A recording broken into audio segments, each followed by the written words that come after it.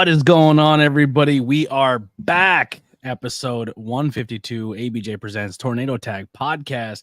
We are doing the movie Body Slam review. So we've already done Iron Claw. We're now doing Body Slam. So more wrestling movies to come, or maybe movies that have wrestlers in it. You know, it's just a little segment we're adding to the show here every now and then.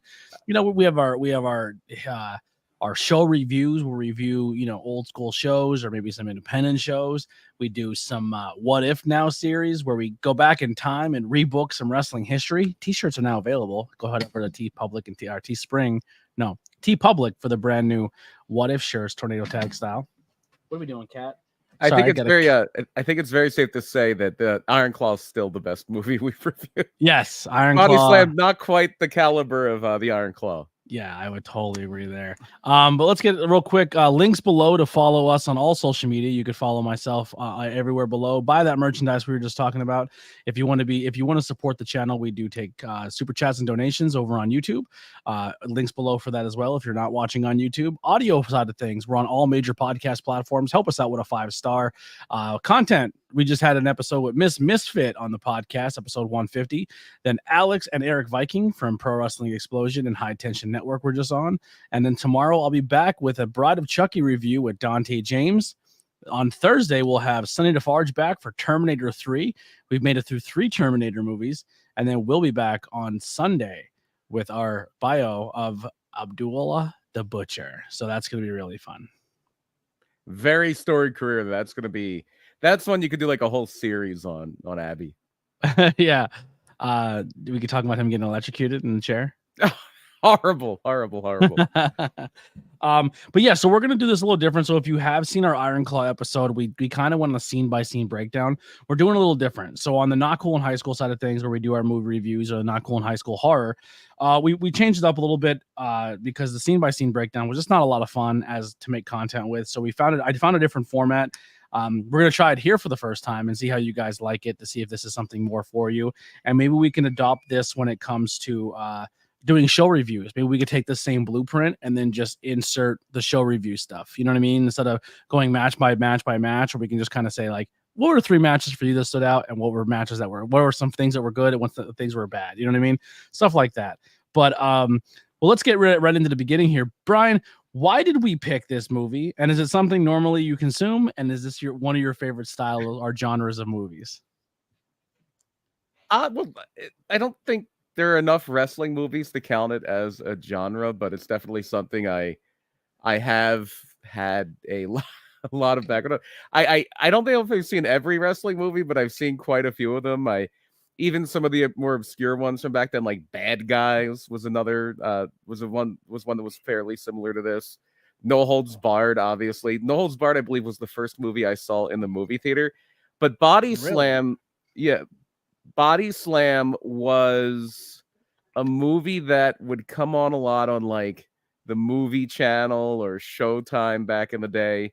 Or things like that. And it was just wound up being one of those movies because when I was a kid, anything wrestling related, if anything wrestling related was on, I had to be there. I wasn't going to not watch it. But this was one of those movies I just saw over and over again. I think I rented it once or twice on VHS. And it was one of those movies, like another one for me was the movie UHF, the Weird Al Yankovic movie, that I just watched over and over and over again whenever I could when I was a kid. Yeah. So kind of, you're saying anything wrestling you consumed of, big things happen in wrestling. We'll kind of, before we get into the movie here, we'll still have a little bit of banter of what's going on in wrestling. So today or yesterday was what? Money in the Bank. Yeah. Right now, NXT Heatwave is going on, but kind of some big wrestling stuff. Are you into the wrestling sneaker stuff? I know some wrestlers are getting some sneaker deals. Any of that pique your interest? I haven't really followed the sneaker stuff. So as a kid, I've always wanted like wrestling shoes. I've never had a pair of wrestling shoes. I think Hogan had a pair back in the day, but I've never really like owned a pair of wrestling sneakers. The Young Bucks ones are at a point now where they're kind of out of my reach when it comes to being able to get them. Probably I did find a website that are selling them for $50 more than what their asking price is, which is not terrible because they're 150 markup. 150 and I can get them for 200, but I did able to snag these bad boys. I I got the Dark Order Brody Lee. Oh, okay, interesting. So it has the stitching on the tongue of like his jackets when he was the Exalted One. It has the Dark Order on the on the on the tongue. Nothing really on the side. It's like a velvet shoe, and then the back is kind of that purple. I'm getting there. It has the purple with the almost like his jacket had that little gold trim on it, and then on the other side of the shoe, it does have the heart Brody on it. The bottom, really nothing going on except some purple and black.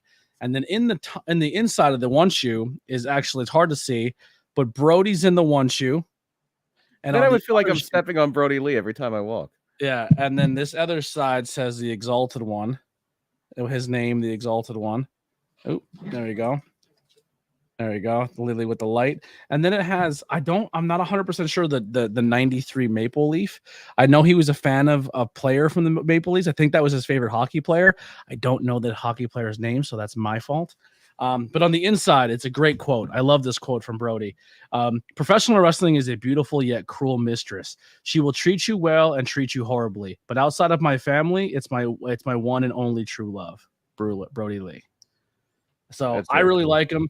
They come with white laces with the gold trim, and they also come with purple laces. So if you wanted to flip up the laces, these will only be my wrestling day shoes. So when I go to wrestling shows, I will have these on as like a tribute. But besides that, they are on the shelf right up there. Doug Gilmour, by the way. Doug Gilmour was number 93. Okay, thank you so much. Yeah, so I did snag my first pair of wrestling shoes. Couldn't have been a better one.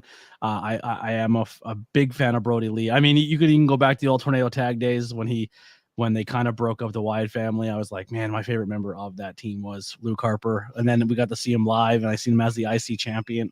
Love that dude, and it sucks we lost him. But anything else wrestling-wise you want to kind of talk about before we get into the movie review? Kind of breaking news from the NXT pay-per-view, or premium live event, excuse me. A brand new NXT champion. Trick Williams has lost the NXT title already. Yeah, to Ethan Page. Ethan Page is your new NXT champion. I did say Ethan Page will be a champion very soon, but it's crazy that Trick had a very short run. It could be a win it back situation. I believe it was. I just checked the results, but I believe it was a 4-way. There might have been a situation where Trick didn't lose the mat, like get pinned.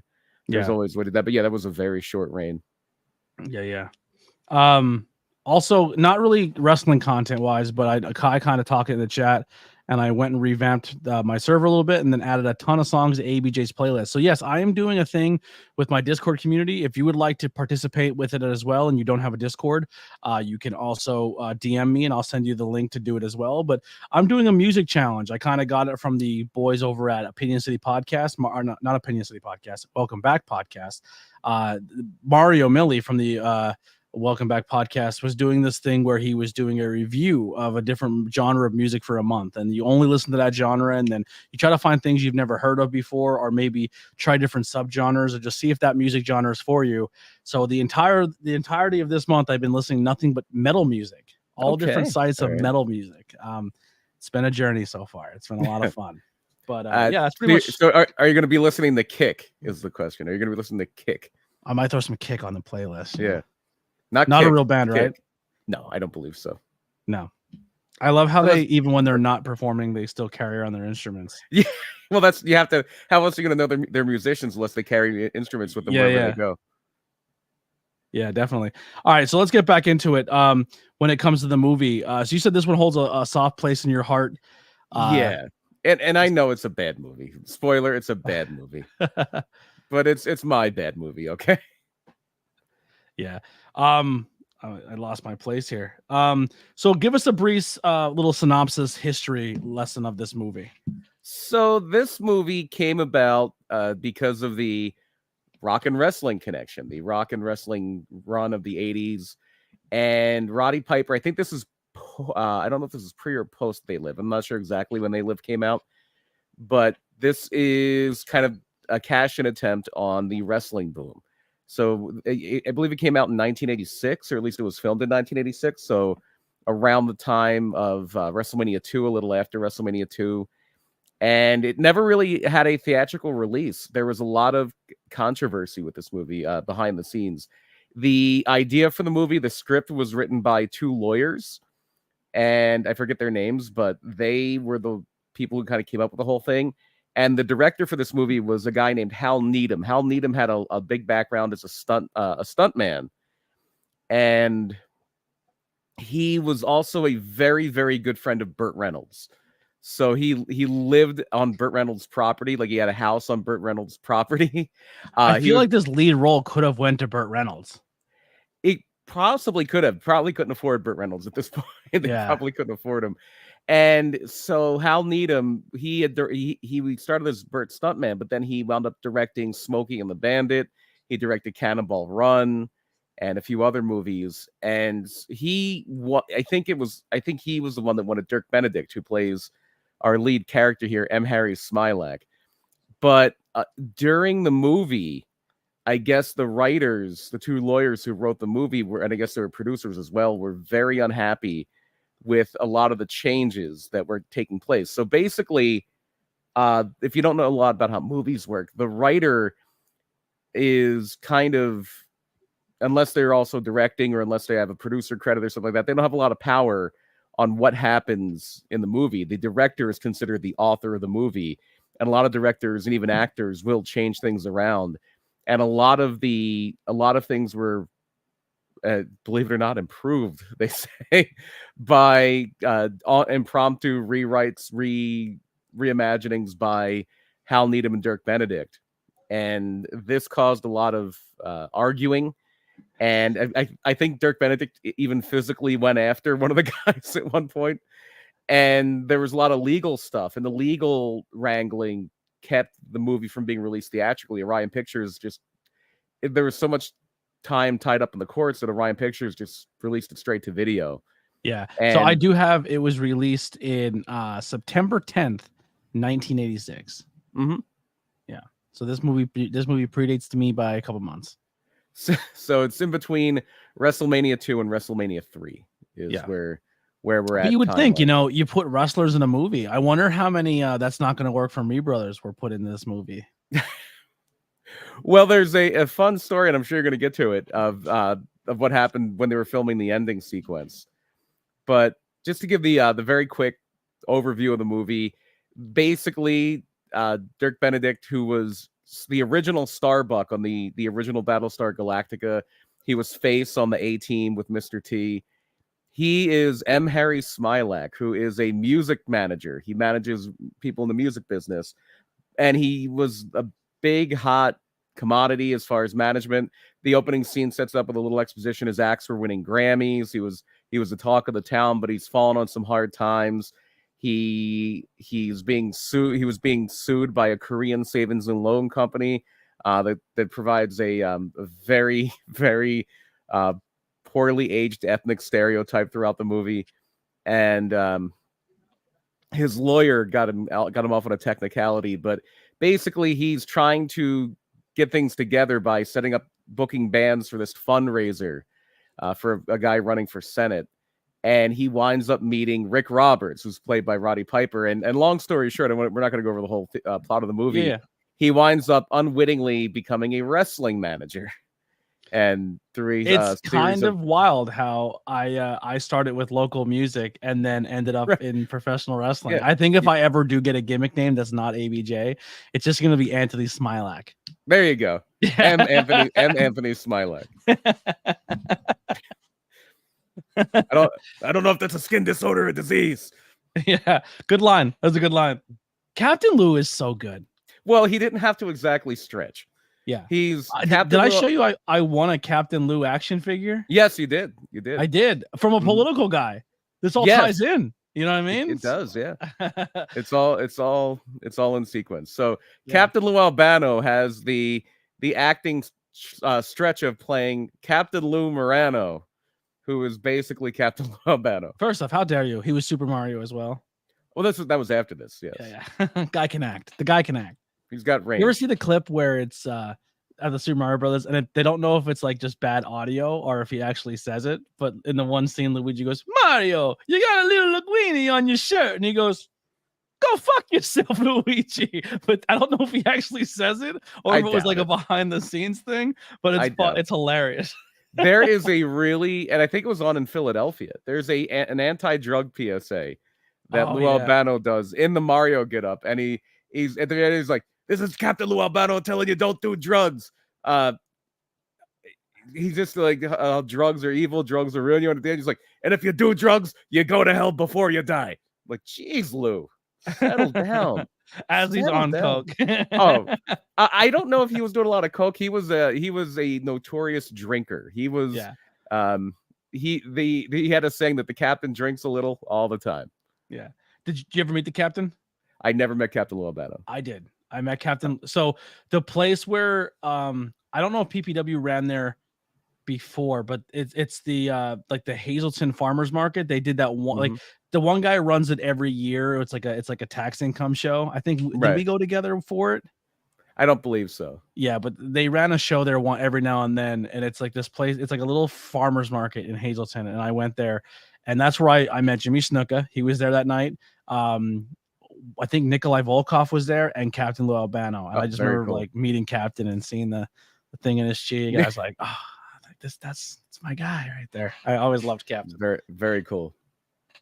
And that's where a lot of the wrestler cameos begin too, because Captain Lou and Smilek have a confrontation in front of the building where Smilek becomes Roddy Piper's manager, and he has this bald guy in a tracksuit who's like as heavy that crush or breaks Smilek's cigar, and that is another veteran wrestler, Alexei Smirnov.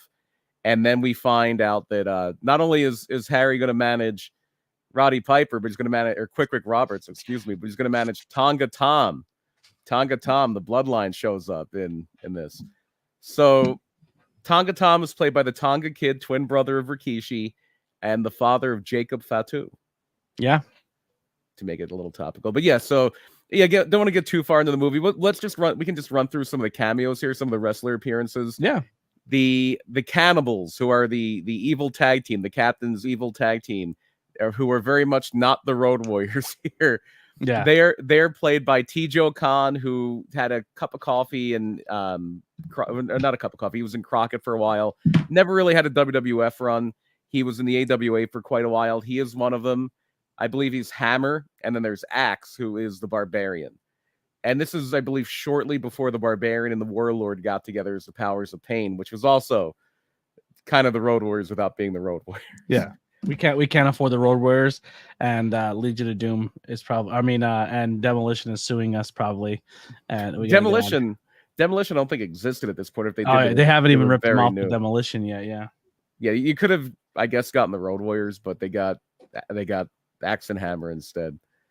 And then the other cameos are Afa and Sika, the Wild Samoans. We just lost one of those just recently. Sika did just recently pass, the father of Roman Reigns, of course. And so they are the henchmen for the Korean loan shark. Who I got a fan put on me. I was dying over here. I was like, oh my god. It's been a hot one. So the Korean loan shark lost the lawsuit on a technicality, but he keeps breaking whatever car Harry Smilek happens to be driving. This guy sends the Wild Samoans to destroy it. And then outside of wrestling, there are some people here that are very famous. So you have some people who weren't really big name stars per se, but they have a lot of people in this movie who you would know. One of them is Sheldon, who's Harry's lawyer. You might recognize his voice more than his face. Well, for one thing, he was the longest running president of the Screen Actors Guild. He was president of the Screen Actors Guild for about 7 years. But he was also the original voice of Donatello on Teenage Mutant Ninja Turtles. There is a car salesman who Harry winds up ripping off, conning out of a car by saying he has Bruce Springsteen tickets and he's got to go pick up their dates at the airport. And the guy who plays the car salesman is John Astin, who was Gomez Addams in the Addams Family, and he is also the father of Sean Astin, who's been in a million things. He was Rudy. He was one of the Hobbits in the Lord of the Rings. Probably most recently, big thing, Stranger Things. He was in Stranger Things for that's right, 2 seasons. Yeah. Spoiler alert: doesn't last very long. And then the other and now I can't think of her name. Kelly Martin. Kelly Martin is Roddy Piper's niece in the movie, Missy. And she would go on to play, she was on ER for a while, but before that, she was Becca on the show Life Goes On. It's Kai saying in the chat, Rio fractured her arm last night in an AEW return, so that's unfortunate. I didn't watch Collision. Did she win the match? I did not watch Collision either. I hope she didn't. I mean, not saying I hope she didn't win, but if she won and then realized she had a fractured arm after that, that complicates things. But I think it was Rio versus Mariah May. So I don't think I'm betting Mariah May was going to lose. I think this whole tournament's based for Mariah May. So we're probably getting she did win. Oh, wow. Whoops. Oh, yeah. So Riho would be, I think it was Riho versus somebody, and then the winner of that went on to Mariah May. Well, you could always just have the other person. I doubt Rio all up and have Britt Baker. I doubt Rio was going to win the whole thing. Yeah, I have a feeling Mariah May is going to win the whole thing. Yeah, unfortunately, I think that too. Even though I think it should be Willow, but that's just me being biased because I'm a huge Willow fan. But yeah, all right. So, what were your first expectations of this movie? I think I first saw this movie when I was like 6, so I didn't really have a whole lot. I knew what I was getting into in this movie. Yeah, so I am definitely, I came into this with the mindset it's a wrestling movie from the 80s. So my expectations were not high. I've never seen this movie until recently, until today. And then, so for the most part, I came in prepared it was going to be pretty much trash. Yeah, it's very much a bad movie. So I have from 3 to 5. I don't know how many you can pick out of it, but what are some of your favorite things? We'll bounce back and forth. Favorite things in this movie. So I do think that spoiler alert for Body Slam if you haven't seen it since 1980. And if you do want to see it, it is on Tubi TV. You can watch it for free on Tubi TV. How do you feel about commercials when you watch it like that? Like I didn't have to watch it like that. I have it on Blu-ray. Oh yeah. So yeah, big spender. I spent a whole $12 on that thing. $12? I think so. Again, it's a movie that's very close to my heart. Even though it's a very bad movie. So one thing I do think that, and this is going to be a backhanded compliment, I do think that Dirk Benedict does a good job as the lead here. And I agree.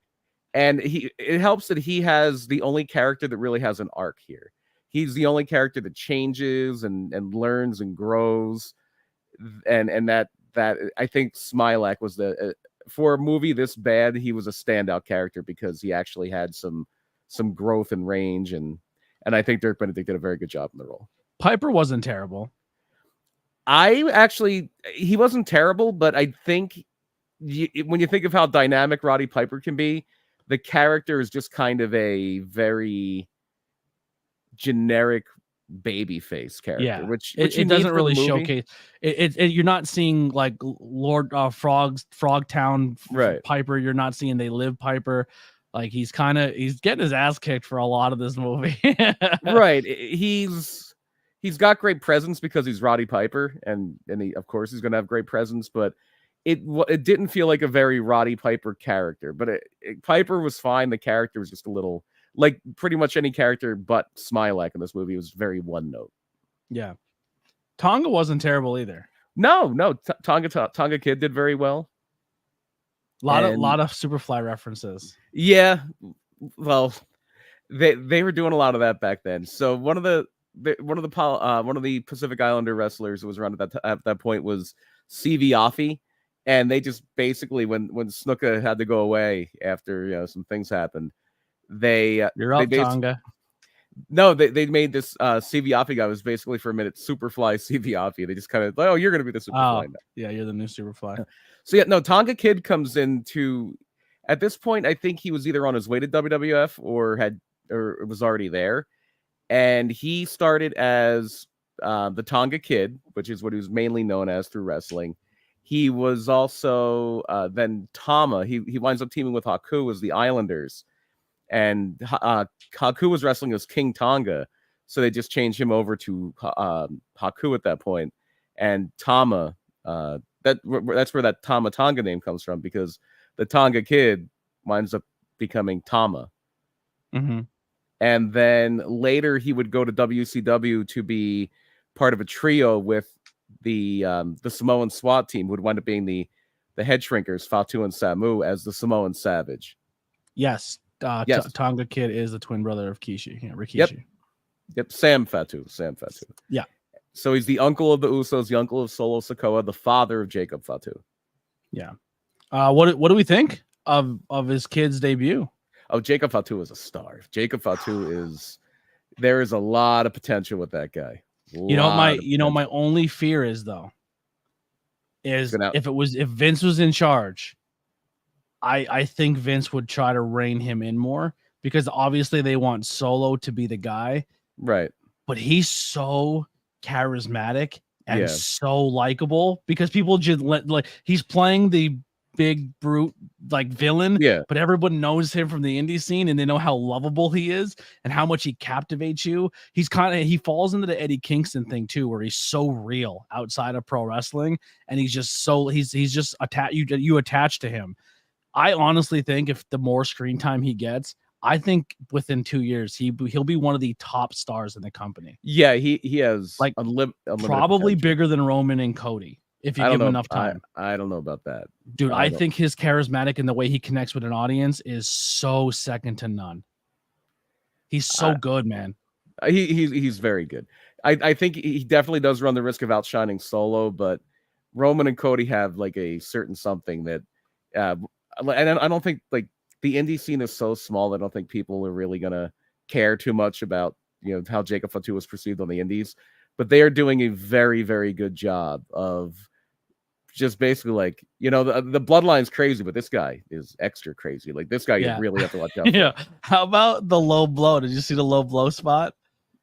If I did it and commit it to memory. Oh, so what's his name has one of the Tongas are in a pile driver situation or a face buster, and the other Tong comes up behind Kevin Owens to give him a low blow. But when he comes up to the low blow, he punches his brother dead in the face. Well, Samoans legendarily hard-headed. Hard-headed. Yeah, it was wild. But yeah, so favorite things. We'll pick a second one. We kind of talked about the acting of the movie, some people who stood out for us. We'll kind of clump that together for both of us. It's maybe not. Maybe the ads made this a little less for you, but it's an easy watch. I always think this movie is an easy watch. It moves pretty well. It's paced pretty well. So and I don't think it's that long. I think the runtime's an hour and a half. So it's not a slag to get through. For a movie that's not particularly good, it's never really painful to get through because it's paced very well. It's a brisk movie. Yeah. I'll add, for me, I thought it was fun to see the wrestlers and stuff. The wrestling in the movie wasn't terrible. It was flashy. You had the brawling style of Piper, which was fun, but not as much as the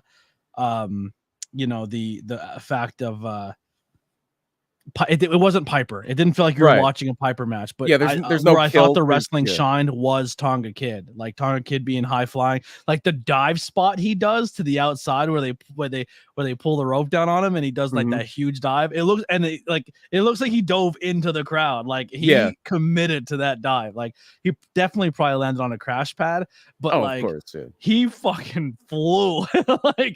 He's when it came to the physical aspect of the wrestling, he stood out in the movie.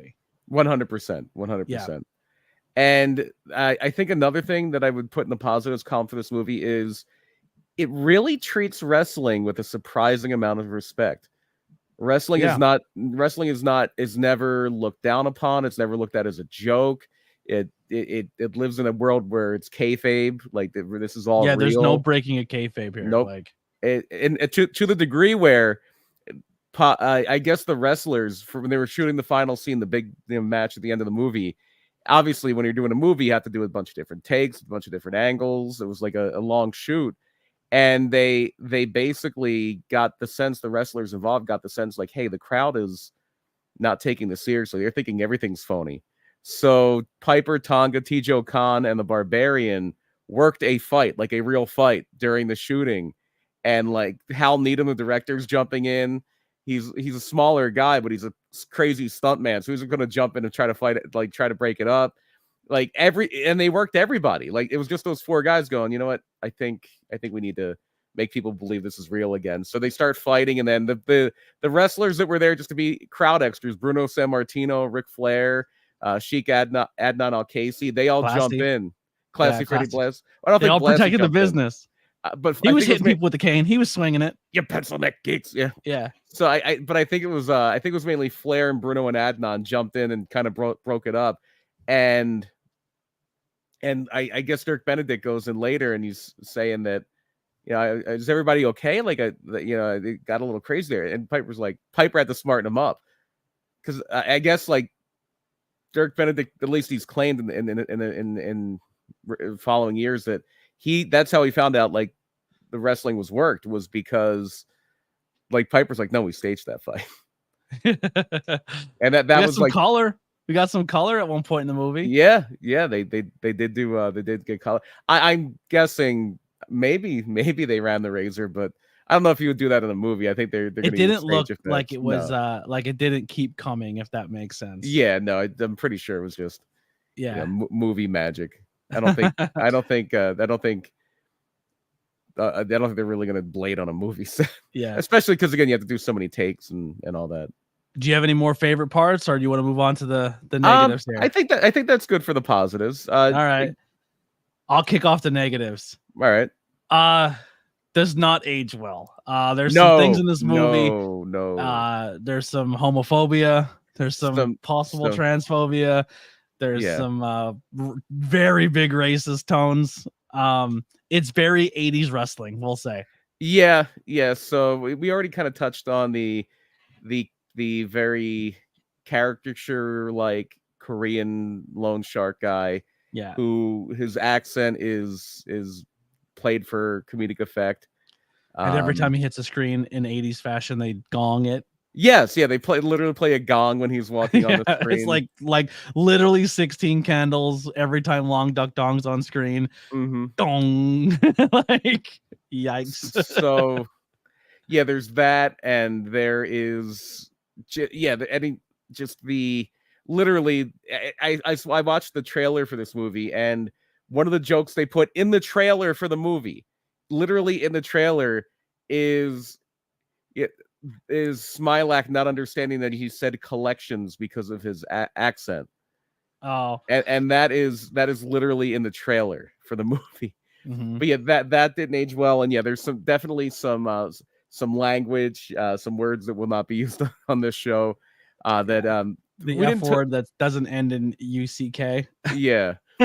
So we didn't really talk about, and I forget his character name, but we didn't talk about Tim McCluskey, who is played by a great character actor, Billy Barty. Billy Barty, who was an activist for little people. I don't know if he was a dwarf or whatever specific affliction he had, but I think he played, I don't know if he played a Munchkin in The Wizard of Oz, but he was a longtime character actor. I talked earlier about UHF. UHF is another movie. It's much better than Body Slam. It ages a bit better. But UHF was a movie Weird Al Yankovic did in the late 80s, and Billy Barty plays his cameraman, Noodles McIntosh. And Billy Barty, I think that F word is probably the most common word that he says. Really? He drops it a few times in the movie, and it's I remember thinking back to this. I was reading something about it today. How they would play this movie sometimes on the USA Network for a while, like in the 90s. I think it had a run on USA Network, and they would bleep out, like they would cut the audio when he would say the word. However, what they didn't cut is they cut to the crowd. A lot of his scenes are on Ring Talk, which is a wrestling talk show hosted by Vic Carson, not Johnny Carson, who is Charles Nelson Riley. And the crowd always has like a very there's like nuns and bikers and stuff like that. But on the second time they go back to that show, as they cut to the crowd, there is another little person who was holding up a sign with that word on it. It's like, oh man, this is he loves it. Wild movie. Maybe like, in the 80s, little people loved that word. Maybe it was their favorite word. Little people were very homophobic at this point. Yeah. They're like, someone's getting it. Shit runs downhill when it comes to this world. That I'm gonna tell you right now too. If I would have watched Body Slam before we named this podcast, there's a good chance we would have named it after that talk show. Ring Talk. Welcome to Ring Talk. I'm kind of glad we didn't because I like Tornado Tag. I'm into this Tornado Tag bit. And I think other than that, some of the Ring Talk bits are fun because Charles Nelson Riley is so over the top, and Albano's over the top, and Billy Barty is great. Billy Barty and Charles Nelson Riley actually do the announcing for the main match at the end, and Charles Nelson Riley just keeps cutting off Billy Barty, so he knocks him out with his cane. And you cut me off one more time, buddy. I'm gonna knock you out. I'm gonna deck you. I'm gonna deck you. That's So the guy that actually replaces Vic Carson, the announcer that replaces him and is the main announcer for the end, is Chick Hearn. Chick Hearn was a legendary announcer. He was the voice of the Los Angeles Lakers for 40 years or more. And he is actually the guy who invented the term slam dunk. Oh, really? Yeah. Any other negatives for you? I think that there are certain subplots that just didn't connect with me. The whole political campaign didn't really connect with me. Yeah, that was a wild one. It's just kind of like, he owed more people money, and that was just another group that he owed. Yeah. And it was actually, to go back to the positive, sorry to cut you off. I did like how they kept fucking with his car, and then at the end, he's like, "Don't you dare touch that!" It's Lou Albano's car. Like, don't you dare touch this car. I'm sorry, who? Lou Morano, sorry. Lou Morano's, Morano's card. But I don't know who this Lou Albano is. Yeah, that was a good plot when they finally tricked him into smashing that car. Yeah, that was a good bow to put on the whole thing. And I always thought, and obviously this had no shot of happening, but if there was a Body Slam 2, maybe the Wild Samoans, to get even with Smilac, get in the wrestling, and they're the team that Rick and Tonga Tom have to face off against. I do think that plot, it was to keep the owing money thing, and it was really just to set up what we haven't really talked about. The one point of the plot we didn't really talk about so far. It was setting up the love interest for Smilac, which was Candace, who's played by Tanya Roberts, who unfortunately did pass away a few years ago. She was on Charlie's Angels, and nowadays Tanya Roberts is probably best known for playing Donna's mom on that 70s show. Yeah. So overall impressions, has it changed from the beginning of your watch to watching it? Of course. Like I thought it was great when I was a kid. Now I can fully understand that this is not a good movie in any way, shape, or form. But I still will throw it on, maybe every year or two. It was bad, but I will say, for the sake of it being a pro wrestling thing, I'm in your same boat. Like, if someone's like, I want to watch a movie that's based in wrestling, I'm like, you got to check out Body Slam. You know what I mean? Like, we don't have a lot when it comes to this industry that we can hang our hat on outside of the industry. So when we get those moments, it's special.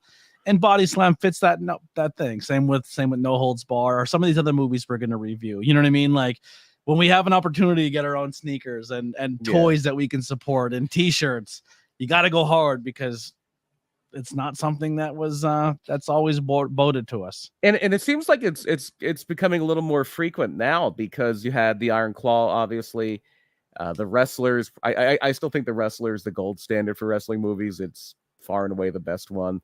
But we just recently had next? Do we do that next? The Wrestler? Do we do the Wrestler next? We could. Is it streaming anywhere? I haven't seen the Wrestler since it came out. I mean, if we have to buy it, I don't mind paying a couple bucks for it. We could look it up. I think it was on Netflix. I think I may know somebody can hook me up with a copy. Yeah, he might have a couple. He might even sign it for you. Charge you. He might upcharge you. So I'm looking it up here. It's got to be on something. Oh no, maybe not. YouTube. No, it's not on like any streaming services. But no, The Wrestler is an excellent movie. Baby. The Wrestler is the best wrestling movie, and Iron Claw is probably second. I know that there's a movie coming out on Netflix, but I don't know when. It's just in that Worth the Wait thing on Netflix. There's a movie that's going to probably be somewhat interesting about Dump Matsumoto, who was one of the first great villains of Japanese women's wrestling in the 80s. She was an incredible villain. And I wish I knew. I'm going to look it up because it's going to bother me if I don't know, kind of get my head around what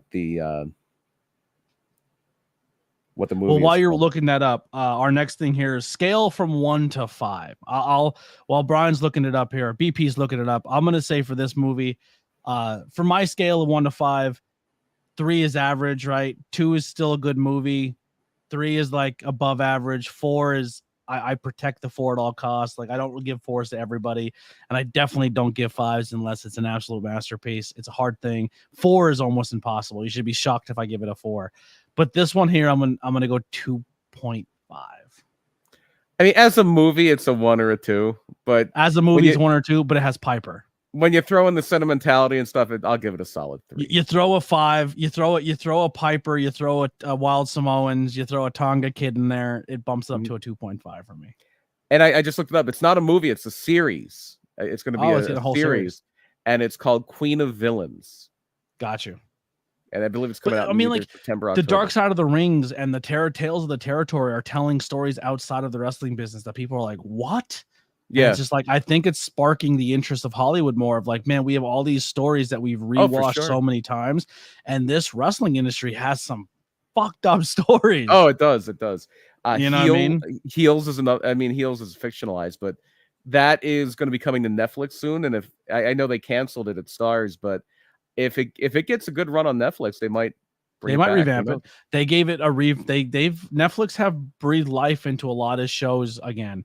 Like I think they were the ones who gave that 90s show a chance. I think they were the ones who gave a what was it, Arrested Development another shot. Yeah, they did bring it back. They brought back a personal favorite of mine that's going on right now, The Mole. The new season Mole. of The Mole. You actually got me in the new season drop. It's 8 of the 10 episodes are out now. Oh, I'll wait till it's done and I'll just binge it. The last 2 episodes are coming out on Friday. Okay. You got me into The Mole. I liked the last season. I thought it was really good.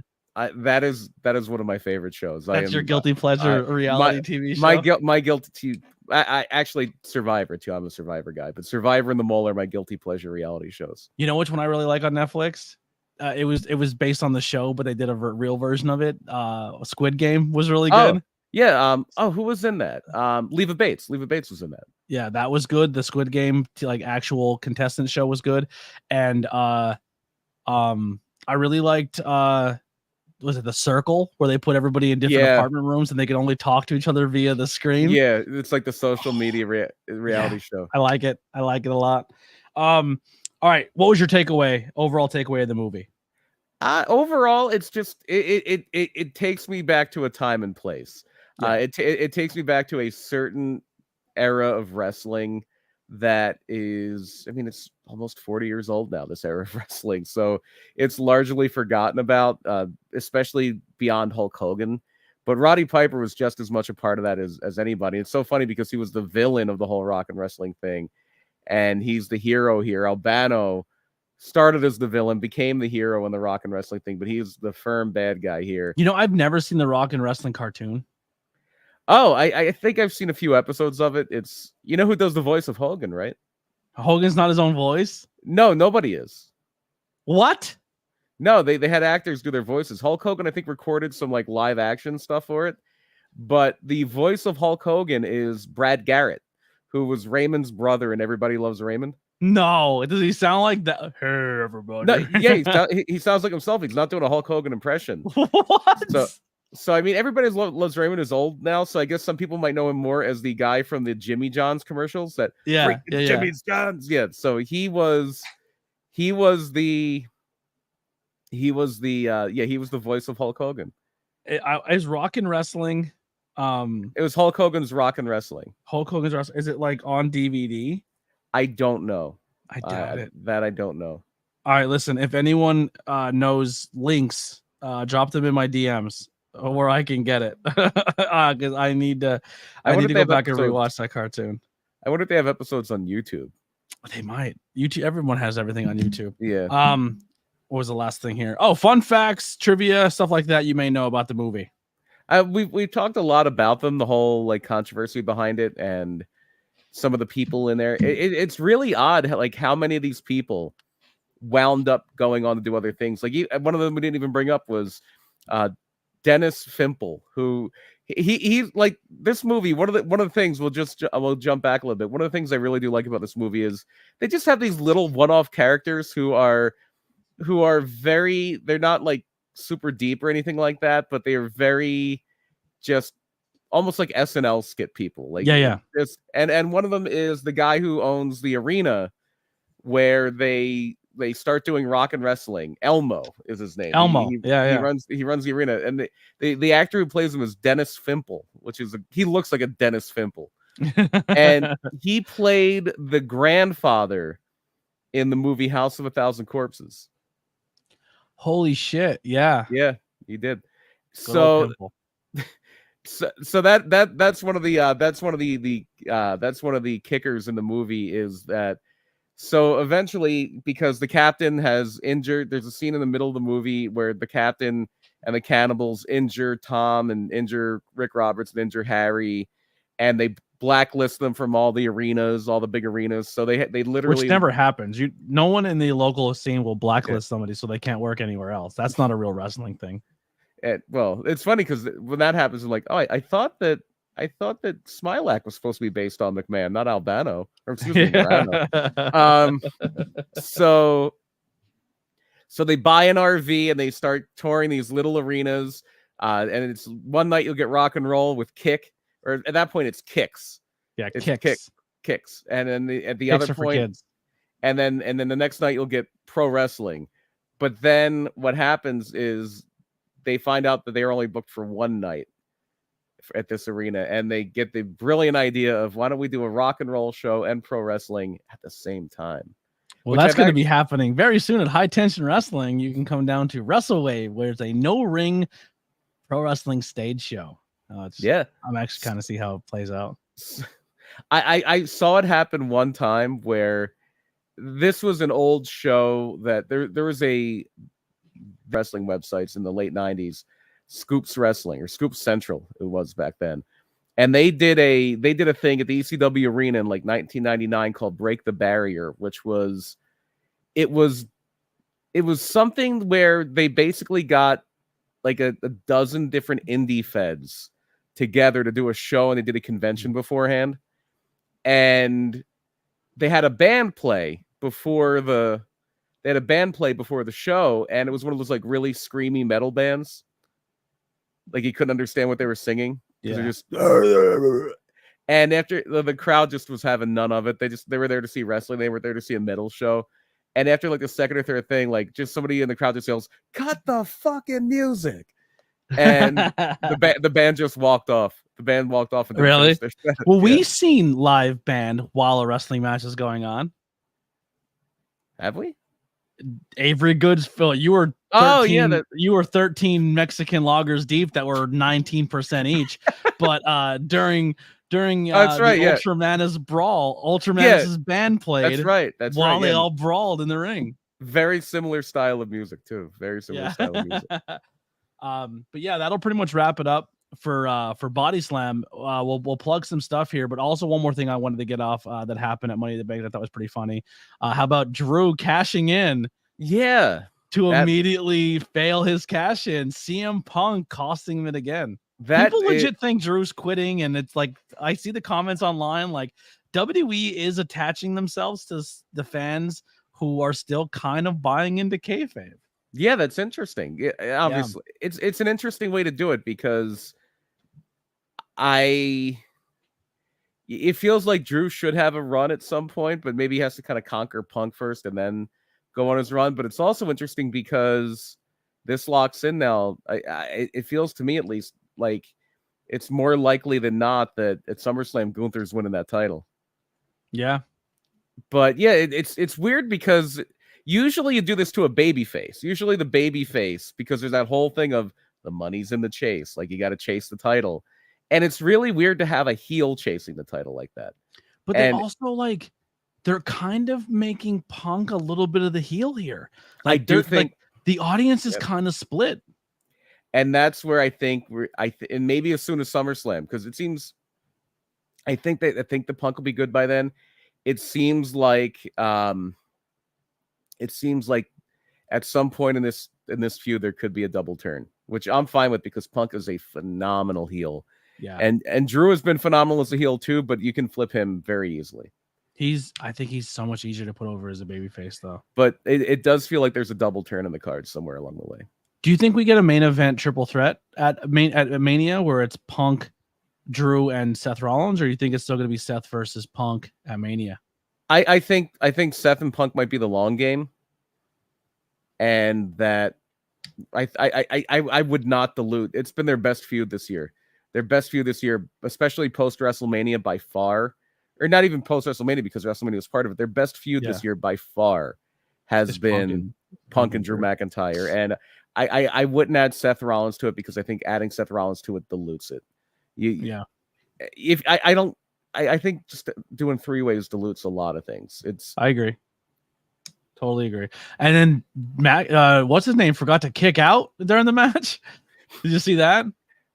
No. What? So Damian Priest takes a Falcon Arrow, and it's 1, 2, and he never kicks out, and the referee just stops the count. And no! And everyone's like, "What the hell?" And even Seth's like, "What?" And then Drew's music hits to come cash in, but people are thinking that should have probably been a 3. Yeah, they always say the ref should call it as a shoot, and if you don't kick out, that's on you. He didn't. He definitely fumbled. But I think in WWE they kind of don't really do it that way. Yeah, because even it was Chris Van Fleet even asked Triple H about it at the press conference. He's like, "It's going to be a very interesting conversation I'm going to have with that referee to see why it wasn't counted." Yeah, and unfortunately, a lot of times the referee will take the heat on that, even if it was the wrestler that may have messed something up. Yeah, just Drew. I mean, Damian doesn't even lift a shoulder. He just stayed still. That's almost like he was rocked and forgot. Like it was interesting. He came through and he wrestled back after, but it looked sketchy. Yeah, it could have been a miscommunication. Yeah. Anything you want to plug coming up? Yes. So next Saturday, the 13th, PPW is back. It is Sons of the Patriots. We have a lot of really fun stuff going on. Adina Steele and Sammy Chaos in a lumberjack match. I think that's going to be one I'm really looking forward to. It's something. And the one thing I am super proud of with this is one of the things kind of behind the curtain that I kind of made a mission there is to really make sure we're putting a bigger spotlight on the women's division and making sure that's not an afterthought, because there were times where it kind of was. And we've PPW had some really strong women's champions for a very long time. Yeah. Dina was a great women's champion. Christina Marie, Mercedes Martinez was a great champion for a while there. We had some really good women's. Danny Moe was a great women's champion, but Sammy Chaos is something so different. Yes. And she's very entertaining. Like she's supposed to be the heel that just kills everybody, but it's also like we like the fact that she kills everybody. Yeah, there's a certain aura to Sammy that has been she's amazing. It's been very special, and I'm really looking forward to this because it's been a great run with and who knows what happens, but longest reigning of all time possibly.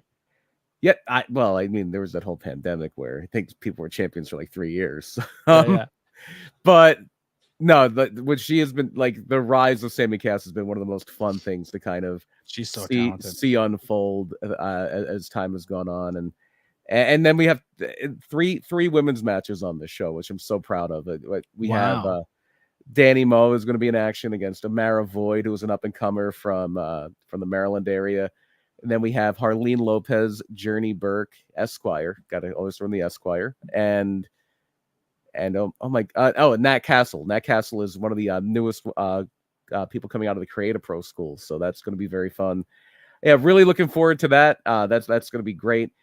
But yeah, no, and then I also get a chance to come out of my trivia retirement on Thursday. I'm going to be doing a wrestling music trivia, Pilgrim Brewing. That's going to be a lot of fun. So a fun week coming up. This Thursday, I'm interviewing Sonny. I won't be able to watch you win. I won't be able to feed you beers while you win.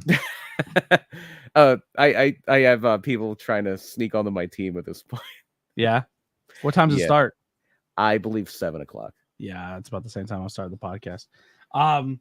Yeah, I won't be at PPW, unfortunately. I'll be partying it up with the biggest content creator of all time in our area. No big deal, I'm kind of in the exclusive club now. No, I'll be hanging out with Dante, who I will be on the podcast Monday. Get to go do some cool stuff there. I missed, for a long time. I didn't go to funerals. I didn't go to weddings. Right. I didn't go to like really important things for a very long time because I went to wrestling shows. And I'm just, if something comes up and friends invite me, there's been too many times where I've had too many people where I've turned them down for a hangout because I put wrestling first. Right. And this is no shade to the wrestling scene, but because when I was down and out and had no car, the wrestling scene didn't really check on me. You know what I'm saying? Like a lot of people were just like, he'll come back if he comes back. Like, so it's just, I'm at the point now where it's like, oh, cool people invite me to do things. I'll see you next show, wrestling. There's always next month. You know what I mean? Mm-hmm. The 20th, I will be at I'll plug it a little bit here, but the next one we'll probably talk about it again on the next show. But I'll be at New Era Pro Wrestling. We have a show coming up on the 20th. You can get your tickets now, and I believe the same day as AXW, correct? Yes, AXW. I will be there, and no party, but that'll also be my birthday. There you go. And also on the 19th, if you would like to tag along, BP, you're more than welcome to. I am Philly. Yeah, I am on the 19th, and we're gonna go to Wrestle Pit. So we're going to see some fun stuff there. I may make that trip with you. I am off work that day. Okay, cool. Would love to have you. Oh, one other thing. This is not a beg or a plead, but if anybody wants to be cool and sign up for a membership or a donation or go buy a t-shirt. Remember I told you I was selling my camera? Yeah. And here's a fun little story. So I was selling my camera. Somebody on Facebook from New Jersey was like, I'll buy it off you. And they sent me, they said, send a request on Facebook, on PayPal. So I sent the request and I get an email saying, hey, from PayPal, as soon as we get the tracking number, we will then release the funds to you. So I do that. I go to UPS in Hazleton. I drive all the way up to Hazleton. I send out this thing. I pay way too much money to ship it because it was like a 1 to 2 day delivery. Right. So then I paid the insurance because I'm like, if something breaks and that camera's expensive, I'm going to feel like shit, and then I'm going to be out of camera, and that person's not going to be able to get the things. I'm thinking of them, so I paid all the insurance, the whole 9, which is probably smart because then they had to sign for it. But day goes by, another day goes by, and I'm not getting confirmation on my email. So I call PayPal, and they're like, oh, that's not real. That's not us. That's a scam. You're getting scammed. There's no money coming to your account. So I call UPS, and I had to cancel the shipment. So I have to go back to Hazleton and pay to have my package back to me, but they're not getting it, which is the good thing. So I still have the camera. If anybody wants to buy a camera, it's available, but it is going to delay a lot of my content that I had planned for next month because the cameras I have, I mean, I can do it with what I have, but I want my content to look a certain way. I'm very picky. So I have to save up now for the camera. So that's going to be really shitty. That bums me out a lot because I was really excited, but that was my excitement for the weekend. I fucking got scammed on a goddamn PayPal scheme. My excitement was commentating a hot dog eating contest. Oh, I heard you actually recorded commentary for it? We didn't. It wasn't filmed other than being streamed live on the Facebook page. But yeah, we actually more for the bar. Yeah, I did commentary for the live audience. I love that, and it was fun. It was fun commentating a hot dog eating contest. Was it as cool as a 50-50 with Drunk Adina Steele? Yeah. Comparably. I almost got to see Tony Deppen throw up. That was fun, but he held it down. That is true. I actually met Lily when I watched her win a hot dog eating contest. That's a true ass story. She probably could have won this one. I think the winner ate 7 in 15 minutes. 7. Oh, she would have dominated. Dude, she was against dudes our size and housed them. I was like, this chick, she can eat a hot dog. Keep that in mind. No, but that's all we got for Tornado Tag for tonight for you guys. Thank you so much. Come out and see us in some shows. You can see BP at PPW. You can see us both next Friday at Wrestle Pit. You can see BP at AXW. Thought the door was opening. Following Saturday, and then you can see me at New Era Pro Wrestling Summer Meltdown. And I think that's all of my bookings. And then Fightertainment on the 25th. 25th, and then Brewfest on the 27th. I don't have that written down, but I have nothing on that date. So thank you for that. Remind me, 27th Brewfest, 27th. It is going to be so weird to be at Brewfest and not drink. That is going to be very. Oh, we're drinking. We didn't drink last time, but if we're getting a table, and I'm bringing whatever we need for commentary. We're gonna have a couple beers. We'll have a runner. I'm bringing a runner with us. All right. I'm like, get a wristband on her. She's commentary runner. And see a lot of fun stuff. It's gonna be a fun month. Yeah. So if you go get your tickets for Brewfest now, so you can come see some pro wrestling and drink some beers and see me and Brian get drunk and commentate wrestling matches. And maybe 50-50s. And 50-50. We'll commentate anything. You need your wedding commentated. Yeah. You need your funeral commentated. Yeah. If you need what's bar mitzvahs, right? That's a thing. This is a unique business proposition. We'll commentate anything for you. Yeah. I always said we should. You can go to special websites, the corn ones. I'm going to censor myself. Mm-hmm. Imagine commentating a corn scene. You know what I mean? Yeah, that would be. Oh, that's a pile driver. I'm telling you, we have a market. We can. The atomic drop is something completely different there. Yeah, we should bring back Mystery Science Theater. That's an option. Just it's been brought back 60 times already, so sure. What's another one? But we're special to 6 people watching here, But well, that'll do it. We're getting out of here. We'll see you guys on the next one. Like I said, we'll be again live tomorrow. Bride of Chucky review with Dante James, the greatest content creator on the planet. Make sure you go check them out. They're so fucking funny, but I cannot wait to watch this. I'm probably going to get out of here right now and watch it myself, so I'm ready for tomorrow. So we'll see you guys next time. Here's some music by the Converse Kid. We're out of here.